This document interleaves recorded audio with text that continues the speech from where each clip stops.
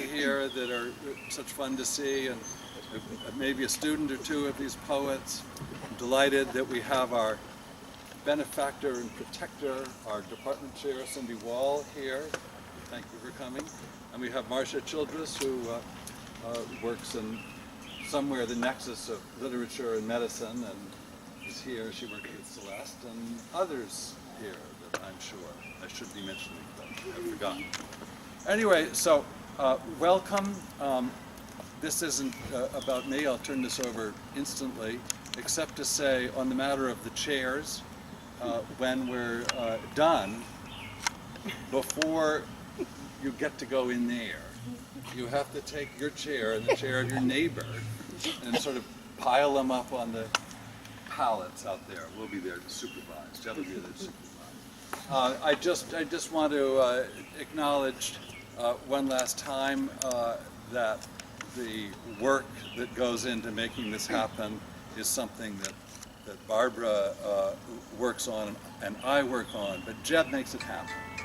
So, but please remember that. Please thank him. This just happens to be in his job description. He does a wonderful job, even when I'm worried about it raining on us. So, with the usual custom of having a first year introduce a second year, I'm told they have the order worked out. So, whoever is going to start.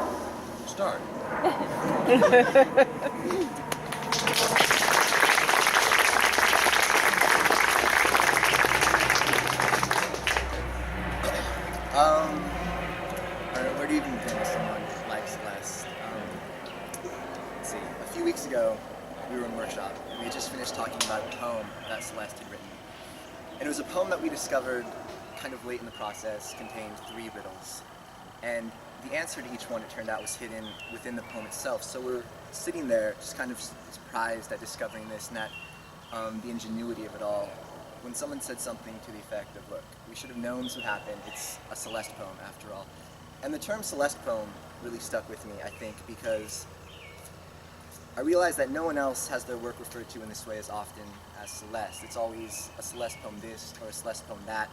And it's become a way of referring to her poetry that is so telling and so apt, because it really just functions as a way to encapsulate a style, right? And it's a style that is intelligent, it's meticulous, it pays attention to music and rhythm, it commands the line, and it's a way of writing just in general that is so inventive and memorable and so entirely her own that you can refer to her work as Celeste poems and understand immediately what that means, which is simply that if you think you know what it's about and you think you know how she did it, you need to go back and read it 5 more times, because it's so much more intricate and involved than you realize, and you really don't have a clue.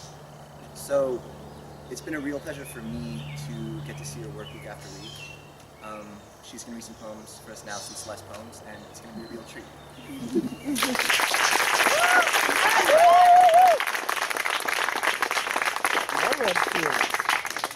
I'm even reading my name in some of these poems. They're definitely mine. First, I just want to echo Thomas's thanks yesterday, thanking 3 groups of people. Can you guys hear me? Okay. I wanted to thank all of you so much for coming. We really appreciate our work being out in the world and not stuck in workshop day after day. I want to thank all of our professors, Rita, Greg, Paul, Deborah, Lisa, and especially Marcia, who came for me today, as well as Jed, Barbara, and Chris for everything they do for our program. It's amazing. It's been such a great 2 years. And then lastly, I want to thank the other 4 second years for our reading. It's been such an honor to work with you all, and I'm really excited to hear your work later. Speaking of people who are not here, my parents, I'm going to be reading something maybe a little bit naughtier to start. I've read this poem before, so I apologize if this is the second time you're hearing it. At one point I thought I wanted to be a veterinarian before I realized you had to work with cats. So I was sort of volunteering for a summer at a veterinarian office, and the culture of the vet office was very strange, and so I sort of wanted to get that down on paper. So this poem is called Put Down. It's true, Nathaniel says. I saw Coach cry. I shut the tumor-ridden puppy's sty-swelled eyes. Ted circles cancer of the bone as final cause of death, and scrawls unknown beside pet's name. You're full of bull, I say, he's not the type. I prep the surgeon's tray with forceps, clamps, drills, pins, and rolls of gauze. Nathaniel tucks the puppy's limp back paws into the body bag. This job's the shits, Ted says, and it begins. The bitching blitz of burnt-out vet technicians.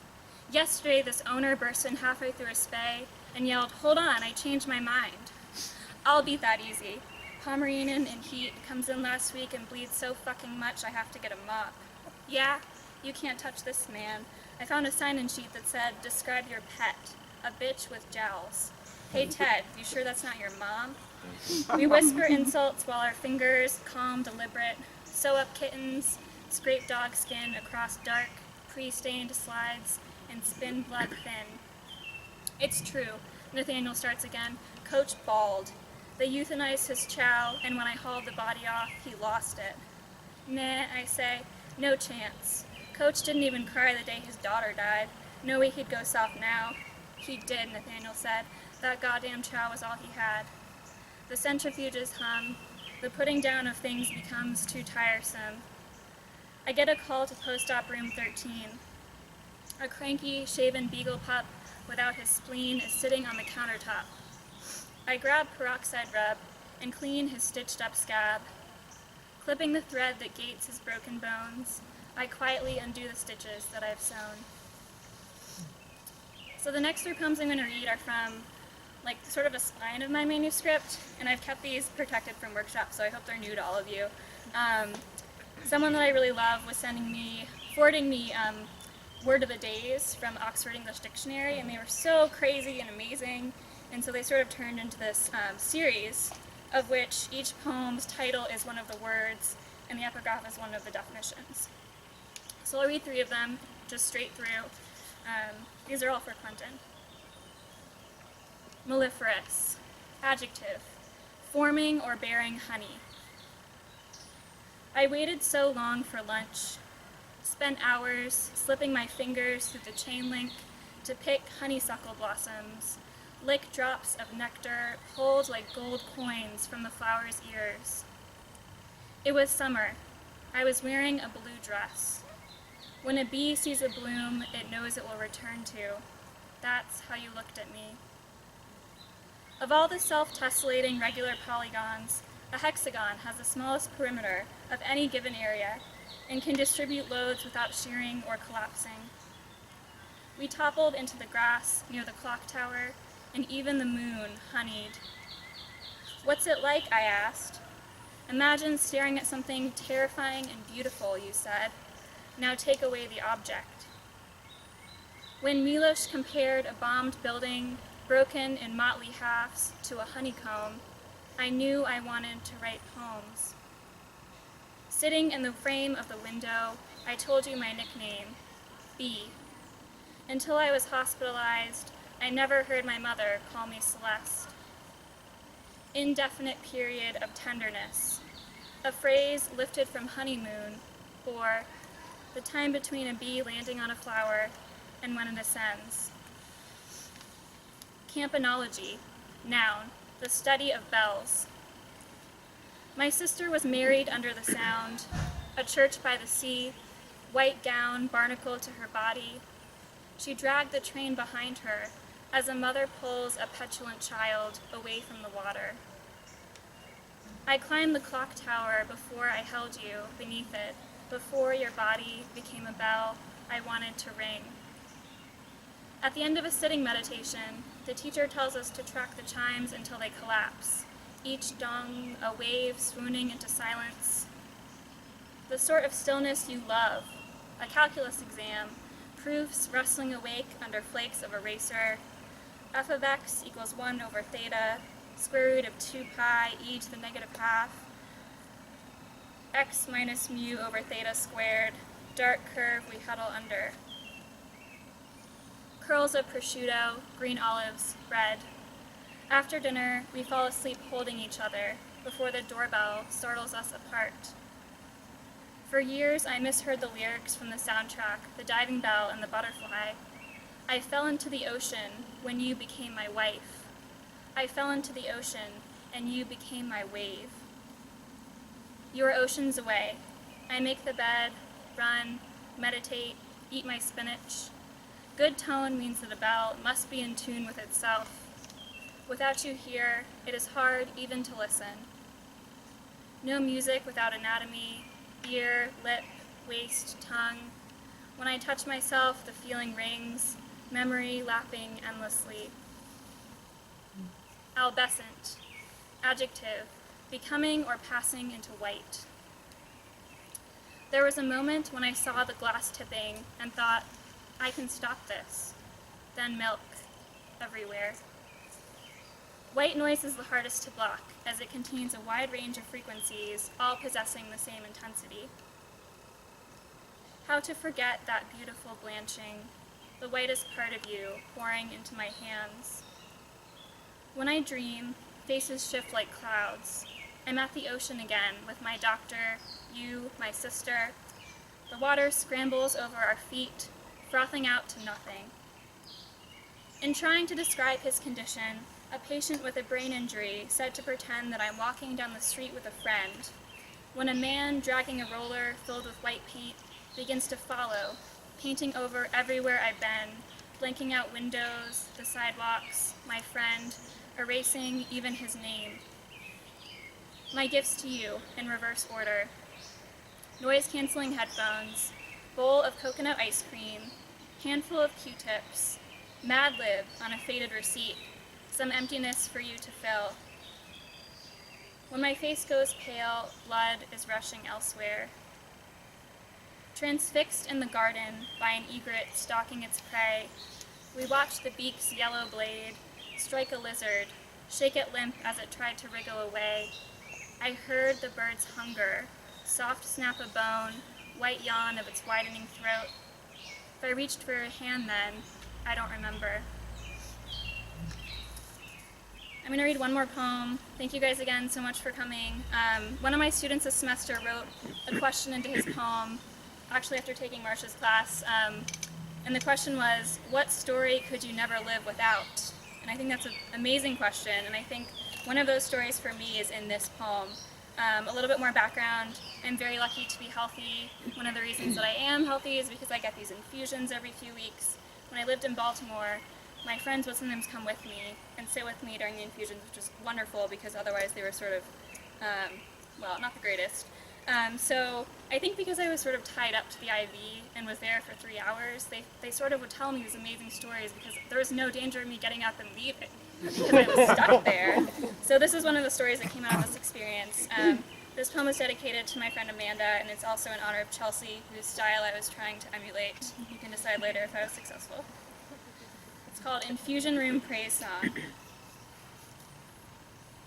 When the IV bag shrinks moon-like over my head, and purple blossoms in my elbow crook, people stare at me the way I look at a three-legged dog in the bad part of town, like something that needs saving. When my dog dies, I will not have a heart big enough to bury him. Already I have commissioned you to do it. Scrape of the shovel hitting clay, dirt arcing into the air, the way they say the soul does after death. During infusions, I use my shoulder to hold the phone to my ear. When you call, the nurse is tying the tourniquet. The nurse is tying the tourniquet, I say, and because you know I hate this part, for the same reason I hate long, enclosed slides at water parks, all that tight darkness, you say, let me tell you a story. Your grandfather went to war with a bad heart. His doctor said, you won't come back anyway. He pinched Kentucky soil into a matchbox, kept it in his shirt pocket as he cut through clouds, watched bombs fall behind him like silver fish descending through the waterfall of the air. When he was shot down by Germans, the soldiers stripped him, shook out his shirt, and found the matchbox. What is this? They asked. What is this? In German. Sounds like branches snapping under boots. What is this? What is this? What is this? A whole tree ground to mulch. They beat him against the wall. In war, it is easy to mistake a matchbox full of dirt for a matchbox full of explosive powder. When I was very sick, Hope was my favorite dog, lost in the night. I stood in the doorway. I let the doorway prop me up. I could not call my dog back. This is what happens when we don't teach each other our names. Celeste slipped keys on a band around my wrist. Remember this. While I am well, I am hoarding everything for later. Pool of pink petals we fall in together, dumplings dripping soy sauce into my lap, reflection of my newly baptized face in the lake. This is the dirt my pockets are full of. Who can blame us for wanting to die on our own land? Thank you.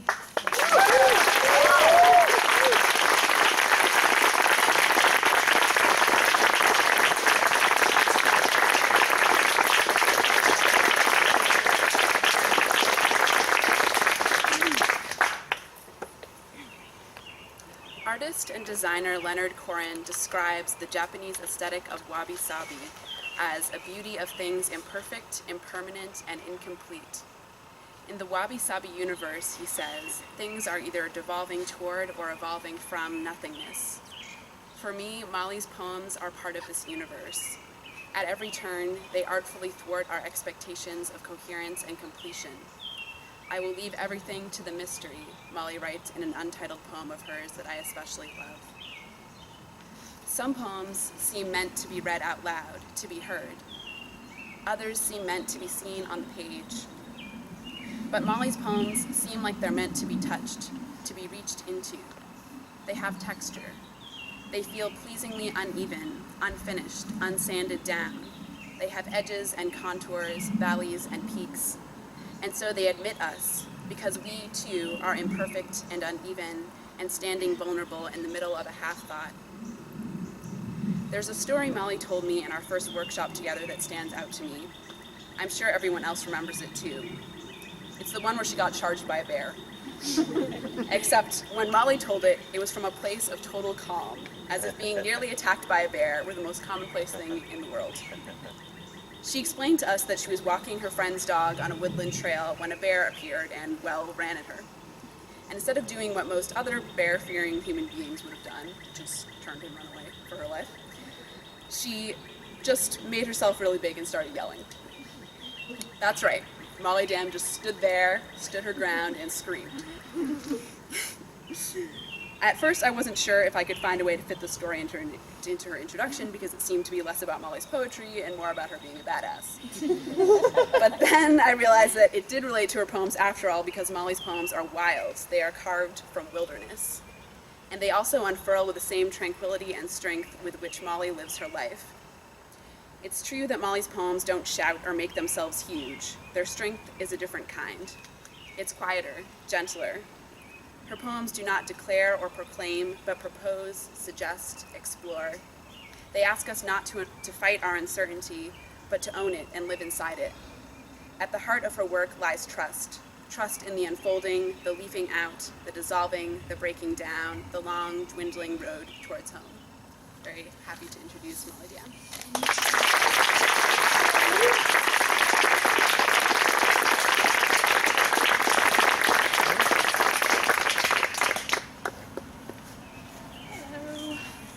Thank you, Lindsay. It was beautiful. And I just want to echo the thanks that Celeste gave to everybody. It's been such a gift to spend the past 2 years with so many of you, and really appreciate everything that you do. So thank you. Thank you for coming. I'm going to read 4.5 poems. The first one is called Poem for the Langley Porter Hospital, and at the top it says, "Please keep all windows closed to prevent birds from entering," which is what it said on the window at this hospital. So, as it turns out, you can't have me. I live my life in widening circles, and in these circles, only birds are entering. Once a blue heron for a week of mornings, the Colorado River split open like a diamond. And once 3 condors swirling low across the Andes, late on an afternoon, chips of obsidian riding the solstice light. Barred owl, nightjar, jackdaw, thrush, I give them a home inside my body. I prevent almost nothing from entering. Not a goshawk, not the screamers, not the smoke of your eyes. Go to Freud, then Jung, then read a textbook, then read a fairy tale, is one girl's counsel for a crisis. Some advice is priceless, but when we talk about our problems, another guy thinks out loud, Al-Qaeda, 2012, and the doctors say, could you be more specific, like something more related to yourself? And in this circle, nothing is hidden, not dark cuts, nor a desire to never love anything ever, ever again, or to hop on unmarked buses, or what do you mean by radical acceptance, by interpersonal effectiveness? I read somewhere that in 1972, the Brooklyn Tabernacle's spark was almost out, but then the Holy Spirit lit a fire that couldn't be quenched. Is that what this is? Just fire's refusal to be extinguished? The lover imitating a diver, then a squirrel in autumn. The choir initiating a love for everything in the person who stops on the corner to listen. The shoeshine boy barely feeding his brother with the tiny coins I give him. The fog has hovered somewhere else for weeks now, stringing a brightness through everyone's eyes. I speak too loudly and too often. I will prove I am still alive, and I will not take up with the quiet here, not for screams we don't hear, or the soft wing beats of the birds you can't prevent from entering. The next two are fairly new, although some have heard them. But the first one is called If You Are a Hunter of Fossils. Around a bend and light that erases such failure, as a kid in a desert full of fragile soils and beauty buckled and spired, full of hoodoo tent rock, space that could have drowned us, and the lakes cast pink, dowsing for the ley lines and blueberry bush and frost dune, and there's something I want to tell you about the intervening hunt and divine. It wasn't all peace be with you and then the wheels fell off, wasn't all duck duck and then there's a bang and the goose is another slow learner, stoic in soft blonde moccasins. Flannel here, linen, a little bit of tulle tutu magic in there for the ballerina dream, which no one originally believes is a danger. I could crouch and crouch within the invisible and never, ever disappear, which isn't what anyone wanted but me, pinky swear. But then there's a rush, and no one dreams the seam of a self could be blown at birth, and a child would emerge and always wonder. All the long way to saying, it's a secret. The deluge and the compendium of it shaped like a narrative, but fighting with a small child who just wants to know, was I touched? And as all of this long division into cells and ventricles and fear of bodies, a way of saying, surprise, yes. You had a good healer mother who never unsheathed the right knife on the right man, or at least never knew to. What can we trust of our memories? Never, ever that they quietly pull paint across the shutters and fade baked in the sun, but that they travel and gamble like passengers in a storybook, beloved and fantastic and hot and bent new. I'm in my girl body now, foraging around, and no one knows the answer to the secret but me, call on me if I ever learn to love. If I ever figured out a thing about love, it was from diseased mind and the way it enters the currents of a child through eyes that she doesn't want looking, hands that she doesn't want near. I've run out of ways to bubble around it. If you are a hunter of fossils, then I'm in charge of celebrations, and promise me, promise it, I'll even peel off my wild nuts for you, because if we can't celebrate everything that came after, and also with you, I will fold and die. The next one is called Signal Fire. It's in 2 parts. So this is bad. Say you're in a moment where, so this is how I learned to speak. Say you've gambled and won, called a teaspoon of the bright and grand, lengthen imperceptibly in your body towards his voice. Suddenly there's a chance we will reach each other through all of this wild dim, though I'm asking to quietly tear it open, and a true dark a surface for our zenith, our nadir, whatever comes in and comes through. It's true I lied about the horses, about that first dream.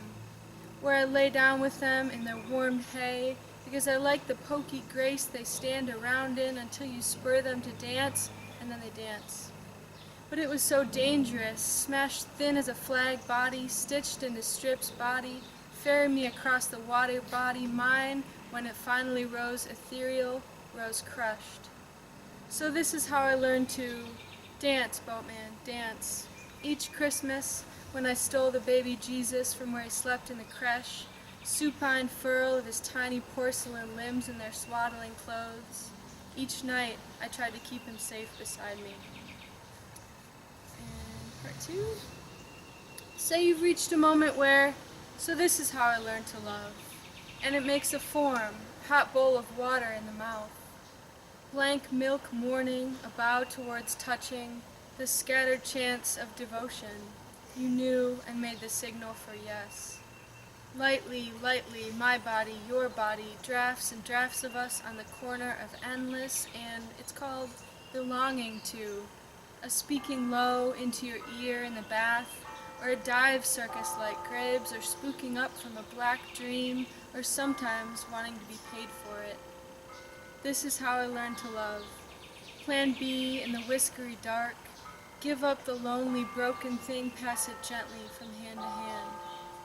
It's not with my eyes I know how, open beacon, full or music island, the hollowed yowl and beg of longing, the teeth that has still, the fine grain into which devotion cleaves.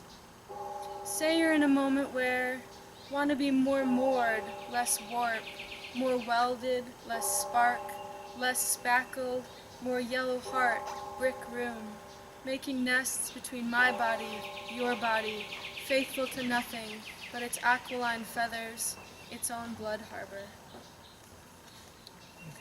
And then the last one I'm going to read is the one that Lindsay quoted from, and I found a title for it. So it's called Vacilando Territory Blues, and it's also in parts, but there are 3 of them. Within how many first frosts, within how many coats of paint over the door where we marked our names, heights at 15, 17, 22, within how many hours of the branches of your arms draped across a bass guitar did I mishear every note?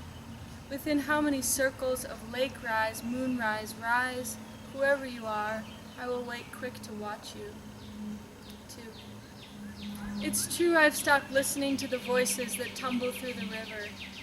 I've stopped waiting for a ballast, waiting for the level, stopped going out at night for walks and trying to get spiritual, stopped thinking about sources, the gates we carry each other through, about snow in the mountains, where it runs to, and all that silence. I'd rather be lying in the lap of a porteño on a bench in a park, passing warm orange soda from hot mouth to hot mouth. Rather than already knowing, I'd rather be learning over and over how to say, let's go, and you're my brother, words for wheelbarrow, for mud, straw, when, and how about now. I'd rather be ecstatic, naked, and high in the pines in a darkness that emits only terrific upwellings of heat. Deep passage, pray for me. I'd rather be gilded palm to palm.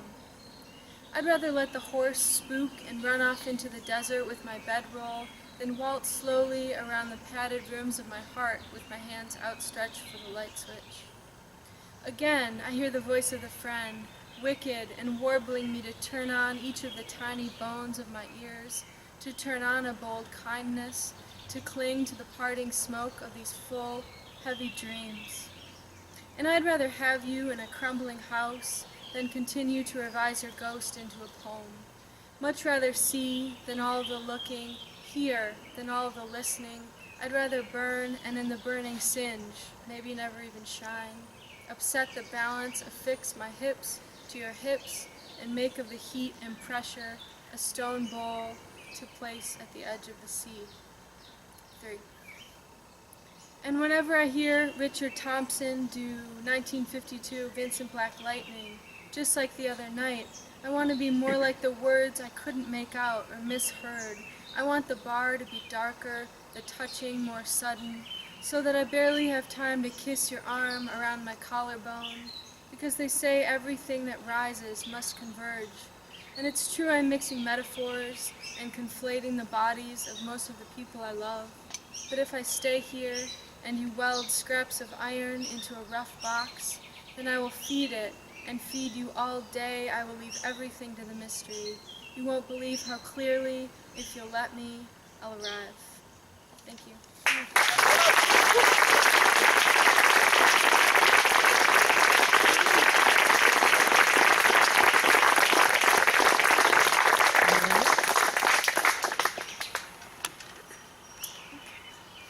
When I first met Jocelyn, I was impressed by her intelligence and eloquence. Her academic interests run far and wide beyond poetry. She enjoys graduate-level coursework and critical essays and book reviews and all kinds of other things. I, for one, would rather be locked in a dungeon for a week than write a critical essay. And I find it mind-blowing that such analytical intelligence and creative, emotional intelligence come out of the same person. As I got to know Jocelyn a little better, I learned that she also has a very kind heart. A kind heart that is interested in what you are doing and what you think about things, no matter who you are. And a kind heart that is always ready to laugh. I think it is Jocelyn's hearty laugh that I will miss the most from our workshops. It's the kind of laugh that always makes me laugh too. And in a world as serious as poetry can be, laughter is a valuable thing. For my introduction, I wanted to highlight a word cloud created from Jocelyn's poetry manuscript. Word clouds, as many of you know, are generated using the words most often repeated in a document. The more a word is used, the bigger it gets to be in the word cloud. Jocelyn's word cloud stood out to me as being very representative of her work and focus, obviously. Some of the biggest words are body, trees, want, hands, open, dark, come, stars, skin, mouth. Jocelyn is certainly a poet of the body. Her work is rooted in the impulses, the longings, the emotions that are intuitive in all of us. In love, in anger, in disappointment and relationships, and the occasional exploration of a dolphin's corpse or a polluted reservoir, Jocelyn's poetry reaches past the page and roots itself in our gut, our core, the part of us that is beyond intellect and words, the part of us that cries and aches, and the part of us that laughs when we really laugh. Her poems cut right to the body, hands, heart, and spread out to encompass the landscape, to where we can really believe that the stars are holes chomped out of the sky, and the moon stands for a dripping, cancerous heart. The world is in the body, and the body is the world. Ladies and gentlemen, please welcome Jocelyn Sears.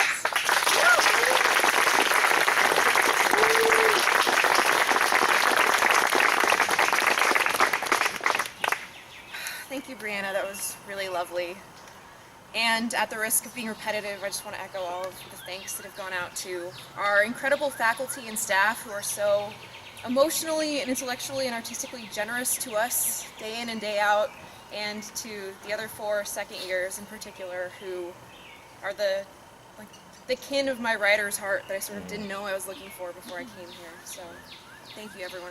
I've had an amazing time being here. The first poem I'm going to read is entitled Poem Wearing Your Face. It comes at night, of course, when I'd rather be sleeping or fucking someone or dreaming about fucking someone, but there it is, hovering over the bed, your face hanging off it like a bad mask. You, not even ghost enough to come to me incubus, come to me hectoring, fractious and sick. You mealy-mouthed hyena, dangling and partial. You had at least a dozen hearts, and the one you let me touch was mid-sized at best. Not trustworthy then, this stained glass sanity, though I built it so carefully with mantra and pills. I see how it looks from the outside.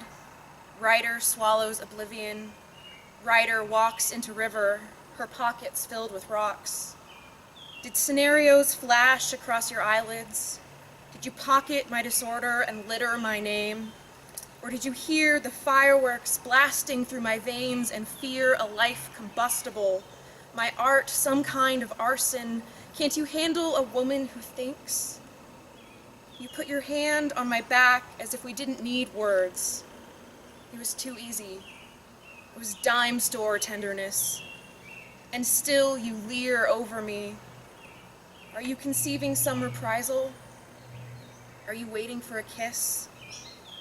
I squinch, my eyes closed, and when they flash open, your face is gone, even the poem is gone, and in your place, an excised heart drips its dark on my face. Someone's shriveled organ strung up like a mobile. I wanted something like this, but not this, like a cancerous moon.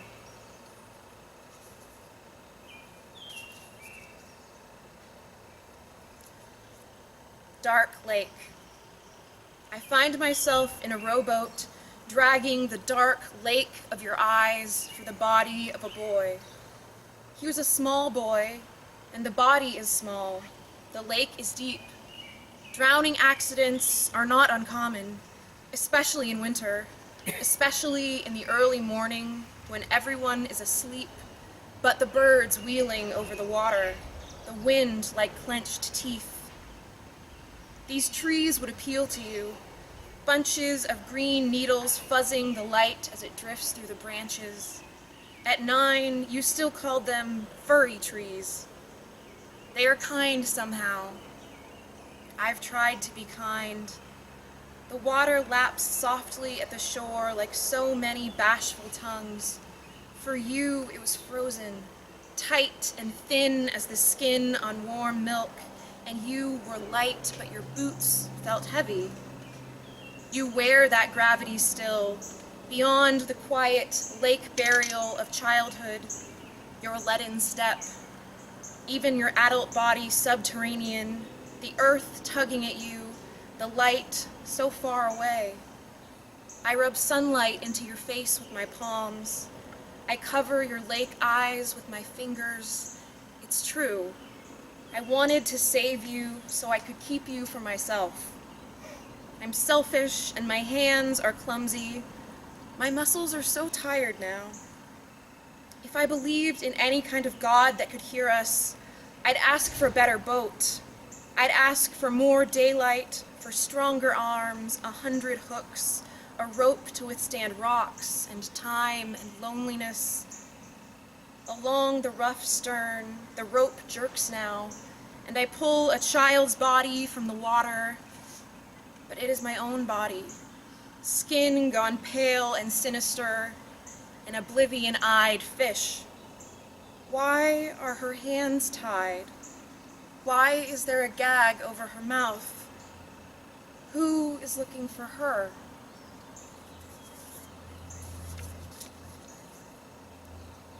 I wrote this next poem for my brother, who is a competitive cyclist, and about a year ago he was in a really bad accident during a race. And it took me it was a strange thing because he lives in California with my family, and so something really intense happened to him, and I just was completely unaware of it for hours because I wasn't physically there, and that just seemed so strange to me. And it's been really difficult to kind of understand, despite the fact that, as Brianna said, I focus on the body. I'm interested in the sort of inviolable separateness of bodies that yet seems so strange to me. So that's what this poem came out of. Accidental, for James. On the way down the mountain, your body leaves you. It keeps hurtling valleyward, fastened onto 14 pounds of carbon and rubber. There's an impact you don't feel, the road scraping your flesh across itself like butter, your skin opening, gravel biting into it, a seizure dragging you into waking. Coming to, that is, coming into. The wrecked body of the Cannondale lies beside yours, grass poking through the twisted spokes. There is grass in your mouth, and gravel. Blood, too, trickling over your lips and curdling in the sun. Your left eye glazes everything red. When the pilot calls later to find out if you're dead, he says he's never seen that much blood in his helicopter. and I picture the cabin filling with it like a fishbowl. They had to airlift you out of there, torn lycra and skinless, while I was on the far coast in my wholeness.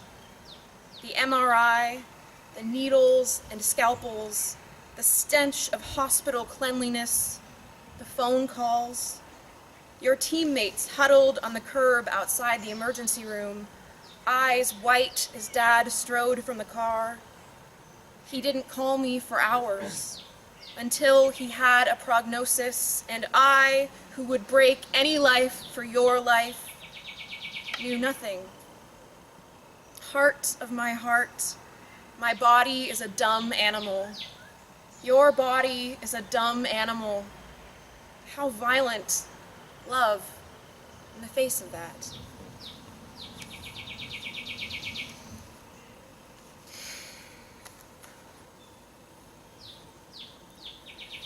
And the sea still there. Say farther. Say fire.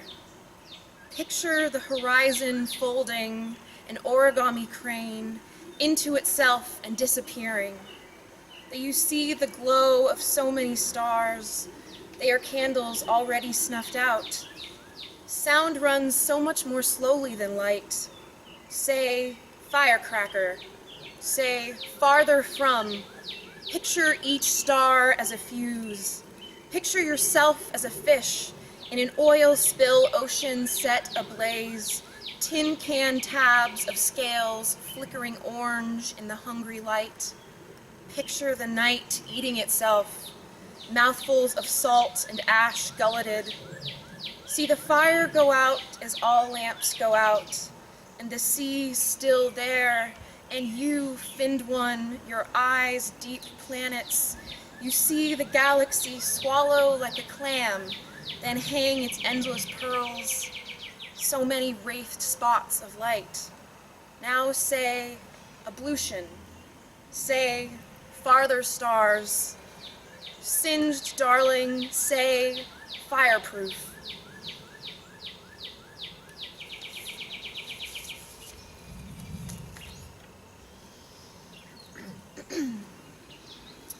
This next poem is my Ars Poetica, The Scorpion Bearer. And because they said you could not do it, because the sky was made of ash, you carried her. Beneath muzzled stars and through twin deserts, you carried the thing you feared with you, talismanic. The stacked cairn of her tail, crowned by its venom bulb, your trembling hands, lace fretwork of trust. Waterborne, she came to you from sea basins long since rock, capable of living months without food, eon hardened to armor and sting. Unyielding paramour, sign of the oldest souls, light shunner, she was not what you wanted. Like you, solitary, like you, her own underworld, making her fossorial bed amid your sandy skin. Your hands, an unfolding calyx, bloom with dark fruit. Endless threat. She was not what you wanted. You, with your heart cracked open like an oyster and eaten. Beneath a certain light, she glows like a vengeful star.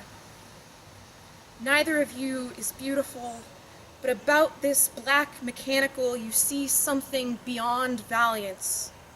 Shy hunter, vibrating with secret. You become a walking altar because she has come to you and to no one else. This predator, this lantern, blind augur, death stalker, see the Telson barb poised, perpetual over flesh. Hear a fugue play like the inevitable chorus, the sting, the stigmata. My vulnerable vessel, you are also the scorpion.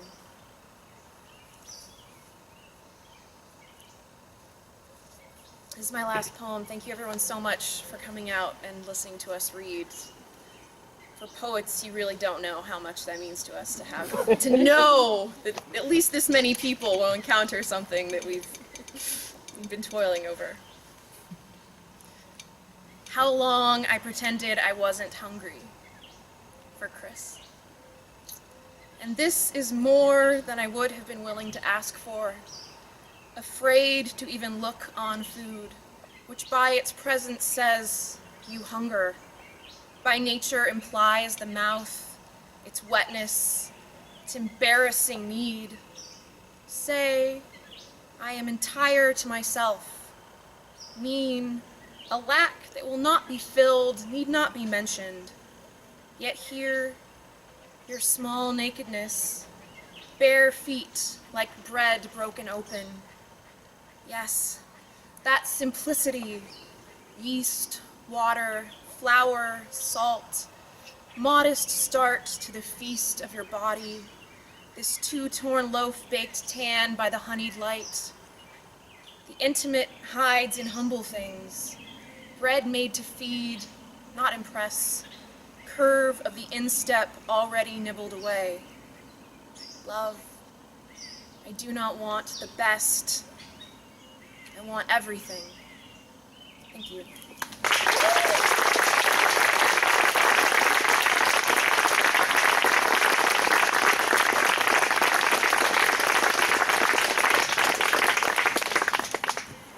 I'm back because Brian was supposed to introduce Greg today, but he is in Ireland still, so I am reading his vicarious introduction. It is my unique and considerable pleasure to introduce, albeit from a distance, the poet Greg Solano. When I first came across Greg's poems in workshop, I was struck by their delicacy and genuine humanity. In them, I found the otherwise familiar materials of loss and family imbued with an uncommon richness. It occurred to me that Greg was the sort of poet who, as Anne Carson once wrote of Paul Celan, used language as if he were always translating. I've had the pleasure of also spending time with Greg outside of workshop. I'm thinking specifically of a time recently when we thought we might try our luck at fly fishing. Since my own experience with that particular sport could be summed up in the few paltry YouTube how-to videos I'd seen, I thought it would be best to study Greg's form in order to learn from the master. After an hour, we had caught a half-dozen twigs and branches, but no trout. In our defense, the other guys weren't catching anything either. But I learned a good deal. I have also learned a lot about writing from reading Greg's poems, and I consider myself lucky to have the opportunity to learn from so many amazing poets in this program. If, as Joyce said, the poet is the intense center of the life of his age, I think it will be poems like Greg's that become the most important to our time. Poems that tell the story about our need for people. Poems that illuminate our complicated, sometimes turbid relationships, which is why it is my pleasure to vicariously introduce Greg Solano.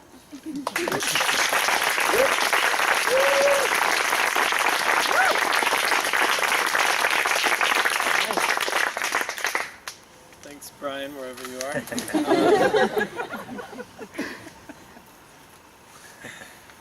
I'm going to start with this poem called Brother. I'm just going to read it. Brother mad and wild, brother sleeping, brother drinking and brother waiting, deep brother singing and brother smashing, brother of sticks, gnarled wood that snaps in strong brother hands, smoking, sniffing brother, kissing brother, on the heart brother, and not wanting brother, no more brother, no more waking up at dawn to walk a black dog through dew and fog, no more nosebleeds in the pews, no more bearing it away, no more strangers in the house, no moon without the craters of your restlessness, no song, not a mosquito's drop of your blood, brother, not a kiss, only this, slowly, dancing towards home.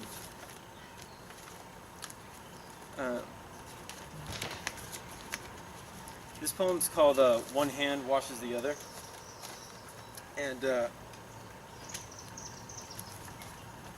it's for my mom.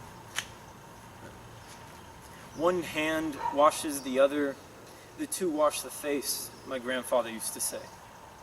He was tall. He had long arms that would reach down into the bottoms of truck engines and come up black with grime. In a photograph in my mother's kitchen, I'm a kid holding a shovel, standing on the trunk of a felled tree. Smiling, my grandfather kneels in front, blackened arms at his sides. He was going to cut it down, but we dug it up instead, so I could help and listen, see the roots. As he got older and his skin thinned with age, I'd watch in the evenings as he'd rub aloe and honey into his wrists and his arms. Because of his medication, he was almost always bleeding. The day he died, he held my hand and said, "I'm dying." "I know," I said. And then a moment later, "I love you."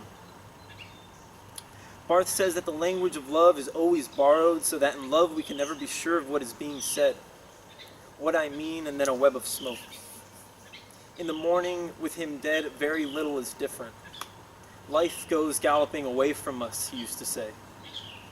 In the Everglades, in the summer, we'd reach out our arms in the sun, sawgrass up to our waists, and in the stillness, mosquitoes covered our arms like black vibrating sleeves. When it's like that and you swat at them, they bite. But if you run your hand slowly down the length of your arm, starting at the shoulder, they fly off. Cleaning out the shed, my cousin wheels out the cajachina, a wooden roasting box like a small coffin that burns on the inside. My grandfather standing over a gutted pig on Christmas Eve with a hammer and a pick to shatter the spine. It's not the way his father did it, but it's how he taught us. That final night in the hospital, I showed him a photograph of himself taken before I was born and asked, "Who's that, abuelo? Who's this here?" But he'd gone blind and just said my name in Spanish. Everything sounds beautiful in Spanish. It's true. What if words just divide us from experience, like a thin layer of oil over a bowl of water, so that all I have is the shape of the thing I want, but I can't contain it? My mother feeding her father, then washing his face with a piece of cloth.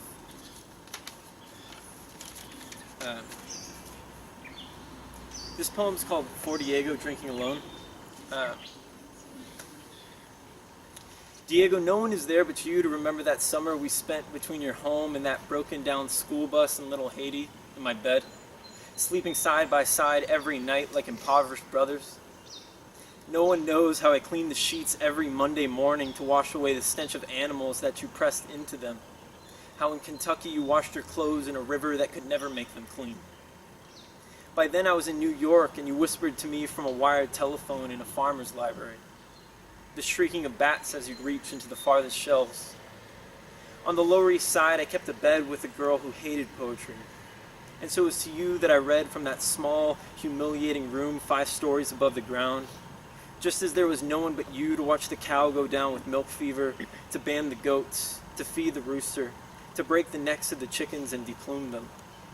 The Walkman on your hip replaying Steiner's lectures on the creation of souls almost silently as you moved across the crumbling barn.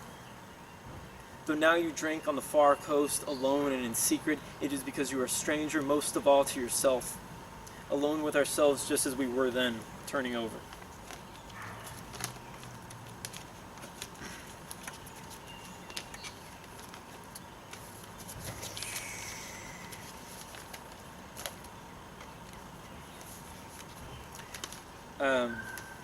This poem's called Over the Roar. It's really old.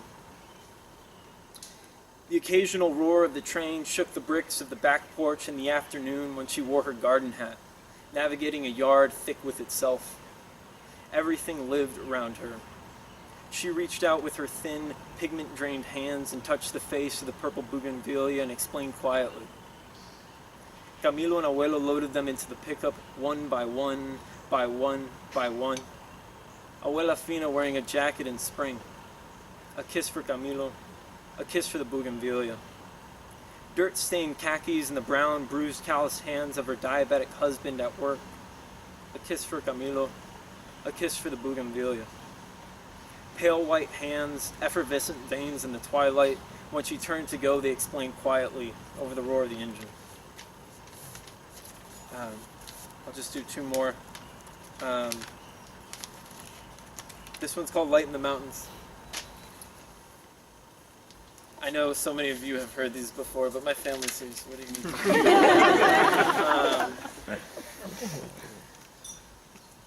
I had a word for the woman who raised me, but I lost it. She is shaped like a vase, and her name translates to light. In the mountains, my grandfather calls her a coward. The word for coward is cobarde.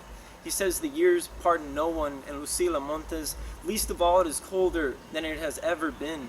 In Miami, she turns the heater on and she turns it off over and over again. It makes her nose bleed at night when she's asleep. She is the groundskeeper at a Catholic retreat site. Outside town, they have horses. When I fly home to see her, she likes to walk me into the gardens and speak in a whisper beneath the statues of saints. In the morning, she says, the whole place smells like syrup, or like the suggestion of syrup. And she reminds her of making me waffles. In her bedroom, I see that all her Guadalupe candles have burned down.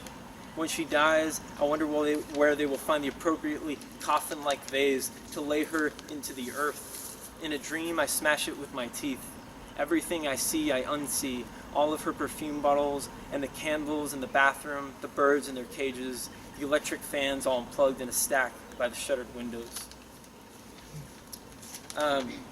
This last poem I wrote last spring when every day I would sleep too much, and the way I knew what kind of day it was going to be is I'd listen to the sound of my friends taking showers up above me because I live in the basement, and I would hear the sound of water dripping down, basically raining in my room because I have a slumlord.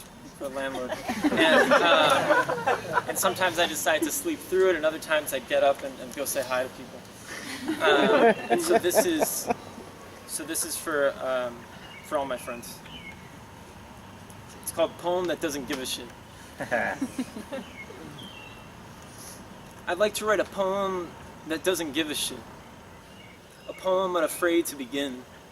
To say, dear reader, this morning I awoke to the sound of water dripping from the ceiling down into the floorboards, and it reminded me that even though I bought a gun, I still haven't resealed the upstairs bathtub, and that someone I love stands above me naked. I'd like to write a poem of saintly kindness, like the kindness of the woman who raised me. A poem like those miniature pillows she sewed by hand and used like mitts to lift my grandfather's wrists and wash him under the arms, because no hand could touch him without leaving a bruise. A poem that is unashamed to say today, this beautiful day, which is a Thursday, I am smoking discalced on the porch and I am feeling all of my pain. A poem which approaches the purely indexical. A poem like a long syringe injecting fluid into an unblinking eye. A poem that salts all its own wounds, one that throws Satan on its back. A poem like the scars on her thighs, or one that rests its cheek there. A poem as indifferent to the enormity of its failures as Miami's perpetually unfinished construction sites, with their mounds of dirt neither moving nor growing, and the cranes parked in the same spot every day, staring quizzically and deeply into the setting sun with the permanence of sphinxes. A poem which merely sets out to repeat what has been said before, like Love Proved Useless, Part 2. A poem which says, I have been afraid, terrified, late at night in New York City alone, so high walking home that I was convinced that the entire city was a single enormous soundstage, with every block or bar or bougie restaurant propped up in the darkness only moments before my arrival, and then dismantled as soon as I had moved on. A poem about the way it snowed that Saturday I got out of the hospital, and how with my shoelaces back on, I walked the neighborhood, looking to kick the wings off snow angels. A poem where it becomes obvious that yes, reader of imagined poems, someone stands above me, naked and wet, and separated from me by only a few rotten floorboards and some drywall, but also I'm naked, and so are you, reader, all of you. And we are on a mountain or on the banks of a canal, and we've got my gun with us. A poem like a fart joke which makes no one laugh. A poem that licks at the rim of the bullet hole in Van Gogh's chest. A poem where everything I've taken in to nurture myself is spilled back out rancid into the world. A poem which doesn't hesitate to make whatever awkward peace it can with those open to it, even if it's going to offend everyone else, like cigarettes, which in Charlottesville function as a kind of ward against beautiful women in pastel shorts, but also as tiny burning crutches for saying nothing. A poem that would introduce new terms for the past and how it eludes us, how, like Benjamin said, it can only be seized as an image which flashes up at the precise instant when it can be recognized and is never seen again. My sister practicing at the piano, her long black hair resting on the white keys. Grace, the secret she was unaware of but perfectly attuned to, that her hair in summer falling on her shoulders was really golden. A poem about singing, about breathing, about how I'm going to expand my ribs and my diaphragm, and that's how I'm going to live while I live. Or a poem called Reading to the Dead, about how when you stay up very, very late and move quietly through dimly lit rooms, carrying a book of poetry as if it were one of 7 stars, and you speak poetry aloud, you are illuminating the shadowed bones of the ones you love, as in a sonogram. Thanks.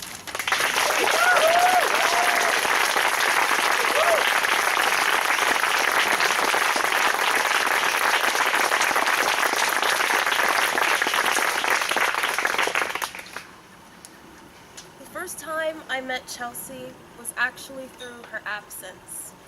Us incoming first years were invited to a pre-semester potluck to meet the second-year poets, and Chelsea couldn't be there. But it is when she explained why that I knew I would grow to love her. "I'm so bummed to miss this," she wrote. "I won't be there tonight due to the necessity of attending Conor Oberst's reunion concert with his punk band."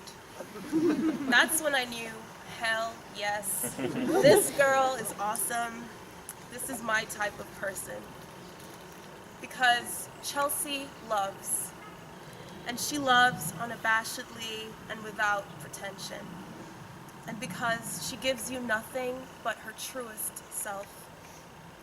What makes her poems most incredible to me is not just her distinctive, undulating style, but also just how multitudinous they are.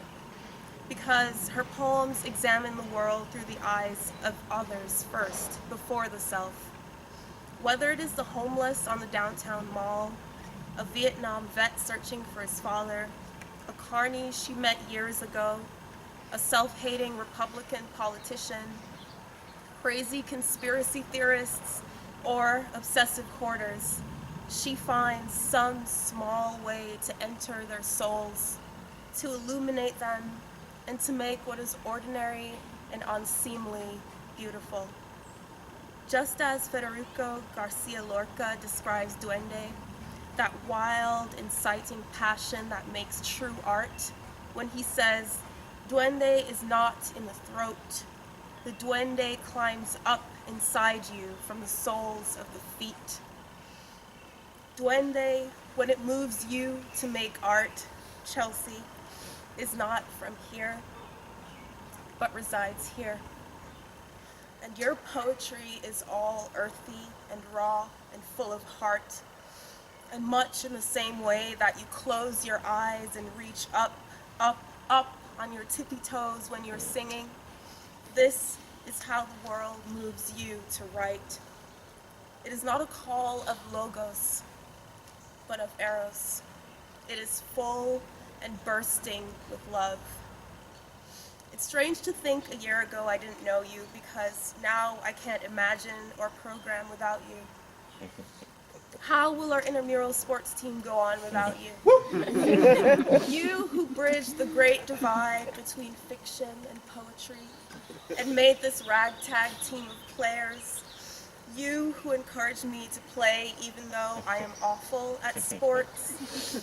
You who lent me new shoes straight off your feet. You who could give all my secrets away and I would always, always forgive. Who will I watch awful horror movies and discuss trashy ABC family teen dramas with? And with whom will I howl and sing songs into the night as if there was nothing left between us and the earth and the whole impossible sky? I know no matter where you go from here, Chelsea, you, most of all, will heed that unnameable call of chaos that fuels us. And you will sing and draw and write. You will be full of love. You will continue to weather adversity and personal pain and still walk forward with your rucksack and the same shoes your grandma gave you more than a year ago, the same shoes you would lend to me again if I needed them, with a smile as broad as morning light. And you will accept every trembling moment, and you always accept the blush of all that is truly alive. Chelsea once wrote on one of my poems in workshop, "Duh, love it, don't change a thing." And Chelsea, all of this is to say ditto. Duh, love you, don't change a thing. Ladies and gentlemen, the incomparable Chelsea Weber-Smith.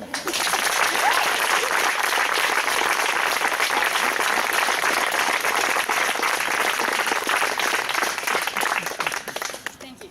That was high praise, man. Jeez, all right. That was beautiful.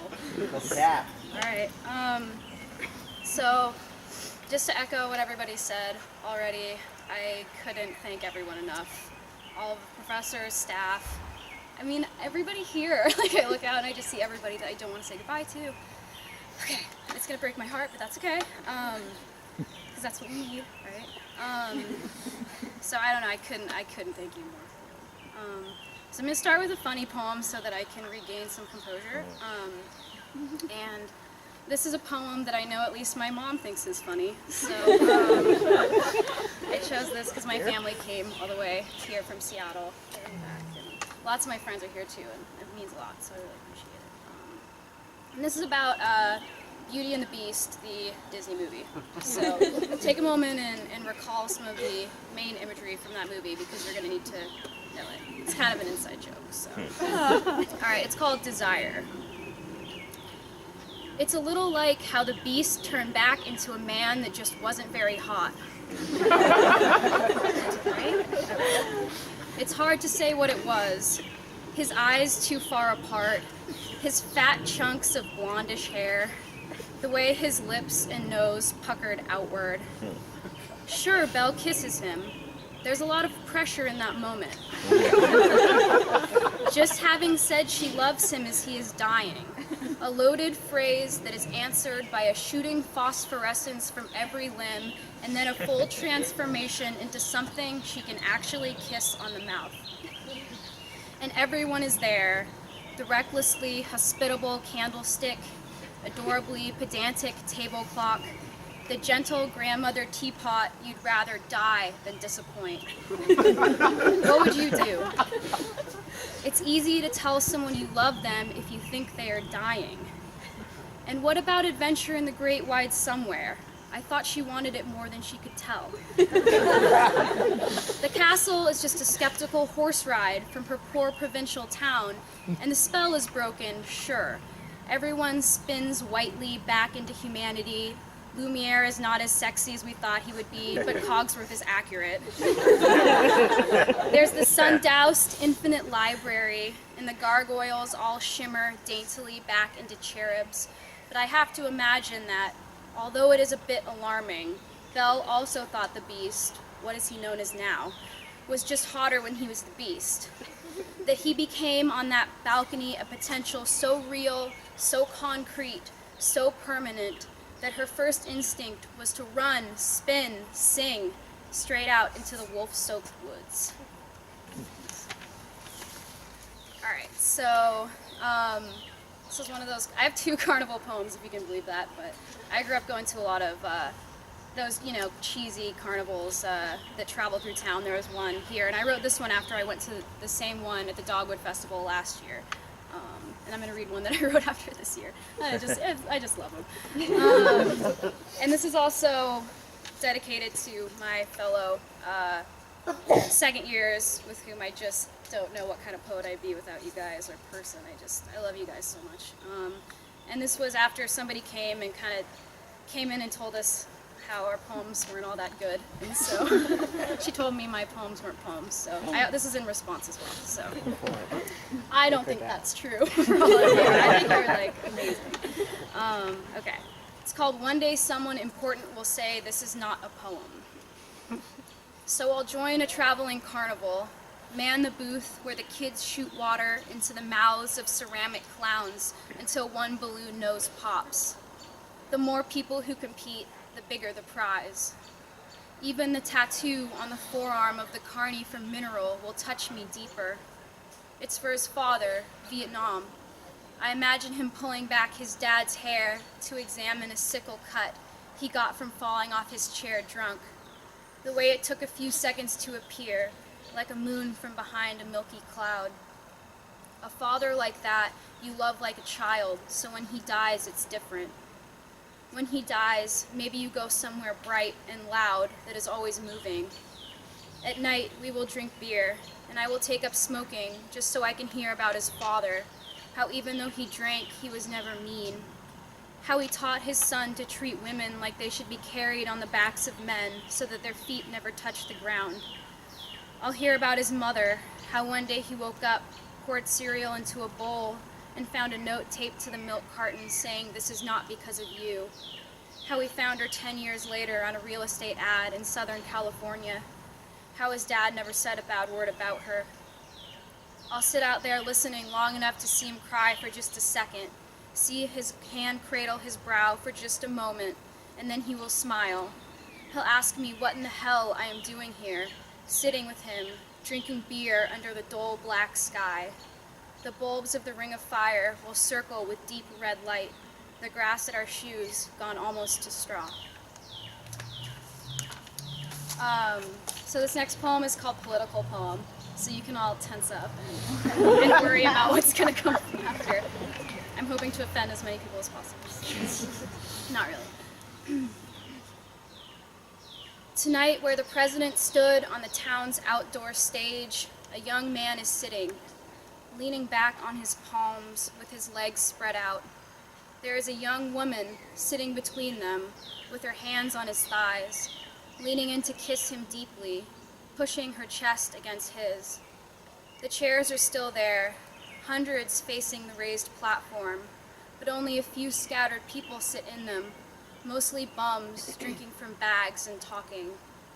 I sit and watch the stage, watch the couple slowly unnoticing us, the young man's head tossed back and her hands disappearing into the pockets of his shorts.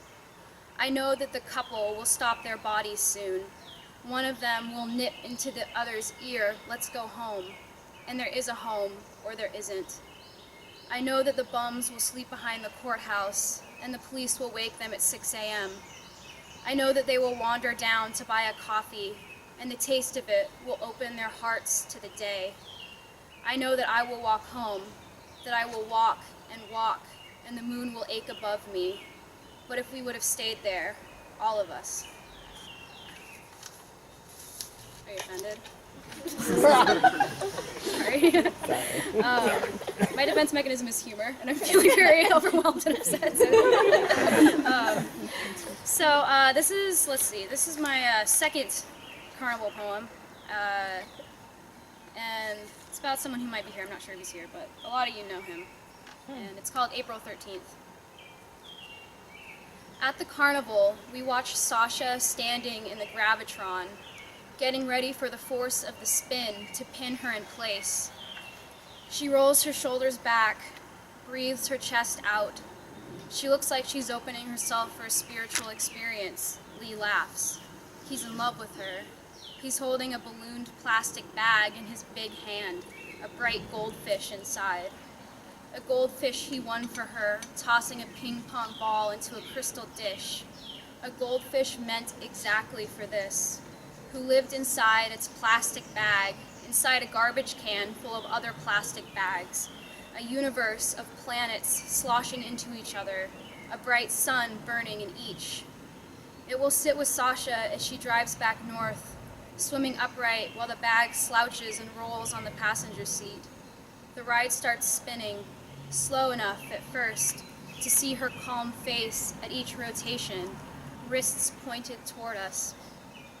As a child, I would see the carnival lights spill and roll in the distance, teenage girls in jean shorts kissing their tall boyfriends, and my father would carry me on his shoulders to the shooting game, where he would try with an automatic BB gun to destroy any trace of the small pink star from the white piece of paper.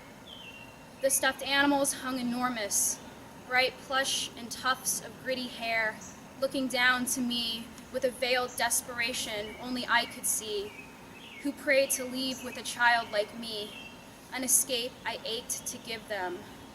Lee stands now, a teddy bear in his other hand, its plush printed with $50 bills. The gravitron spins faster. I can barely adjust my sight to catch Sasha's open frame. I think I can still see her face. I get dizzy trying to see. So this is an astrology poem, which I really love. I feel like I know I'm doing really well in my life emotionally when I write fewer words. So it's kind of it's always they say happiness writes white, and I think that's sort of a big thing that a lot of writers face in their lives. Anyway, I also believe in past lives, so this is called Past Lives. Maybe you grew straight out of the ground, with your fingers in the fabric of the sky. There was a scroll balanced on top of your head, and when it unrolled, you had a body. 12 lives you lived, one under each constellation, all curled together in the basket of your body. Bright Aquarius, panting Leo, devastating Pisces, Cancer with 12 hands, Scorpio on fire. What metals are hung on the lapel of this heart? I feel a ghost in the mansion of me. I will spend most of this life on the soft of my knees. So this is my last poem. Thanks everybody for coming, really. Yeah, like Jocelyn said, it means a lot to us when people listen to our work. So yeah, this is, I wrote this actually traveling with Austin Smith. So a lot of you guys know him. We were traveling down the coast, driving in a car together, which is very comical. But this was about hopping a freight train with a friend of mine. So I guess, yeah, thanks, Ken. It's called Globe, and might be kind of hard to follow, but it's all right.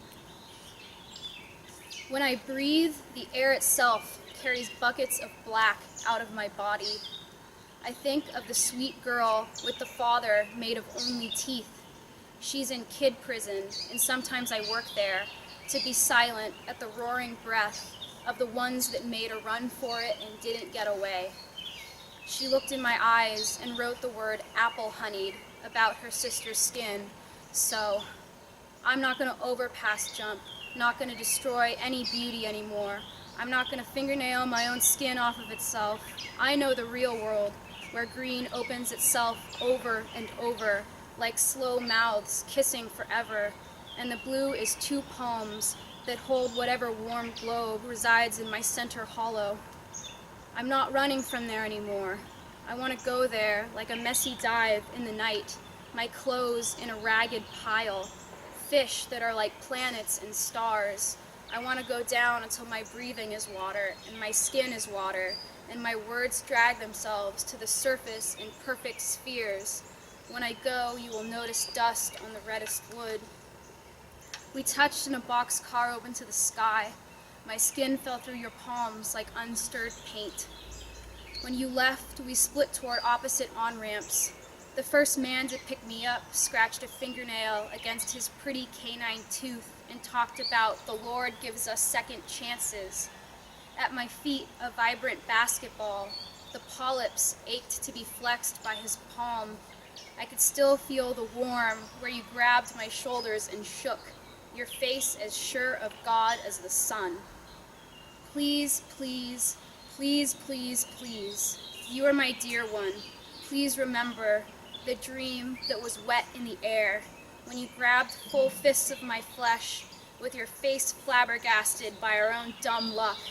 Remember eating apples with me, How all the world was the feeling of our shy front teeth breaking skin, and your body hummed its ancient hum behind my left shoulder. I need to possess nothing, own nothing, not even the farthest wisps of your ghost. When you left, it was in pure blue light, and yes, I cried, drank in the sick brain of Boston, but it was with that old globe in my center, that one little piece of moon, the tear of the oldest, kindest God. The thing I ask is that you remember, not me, but the world alive when we learn to let go of the string. I saw you in the sky.